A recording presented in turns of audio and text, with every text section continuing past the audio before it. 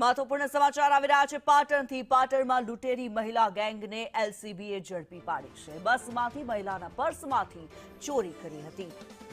LCB પોલીસે 4 આરોપીઓની ધરપકડ કરી છે। મહિલાના પર્સમાંથી 6 તોલાના દાગીના ચોરી લીધા હતા। ચોરી પહેલા ભીડભાડવાળી જગ્યાએ વોચ રાખતી, બસ સ્ટેશન હોય, રેલવે સ્ટેશન સહિતની જગ્યાઓ પર વોચ રાખવામાં આવતી।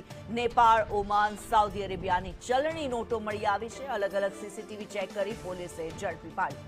યશવંત પટેલ વધુ વિગતો સાથે જોડાયેલા છે। યશવંત, મહિલા લૂંટેરી ગેંગને ઝડપી પાડવામાં આવી છે, શું માહિતી? કિન્નરી જે રીતના મહિલા ગેંગ હતી તેને તરખાટ 25 નવેમ્બરના રોજ બસ સ્ટેશનના અંદર કરવામાં આવ્યો હતો અને જે રીતના આ રેકી કરતી હતી, સૌથી પહેલા તો જે ભીડભાડ વાળી જગ્યા હોય, ચાહે મંદિરની જગ્યા હોય કે બસ સ્ટેશન હોય કે અન્ય કોઈ પણ જગ્યા હોય, ત્યાં આગળ આ લોકો જે ગેંગ હતી તે વોચ કરતી હતી અને જ્યાં પણ કોઈ ભારે દાગીના દેખાય, કિંમતી દાગીના દેખાય તો તેને કટર વડે કાપીને ખબર ના પડે તે રીતના લઈને આ લોકો રફુ ચક્કર થઈ જતા હતા।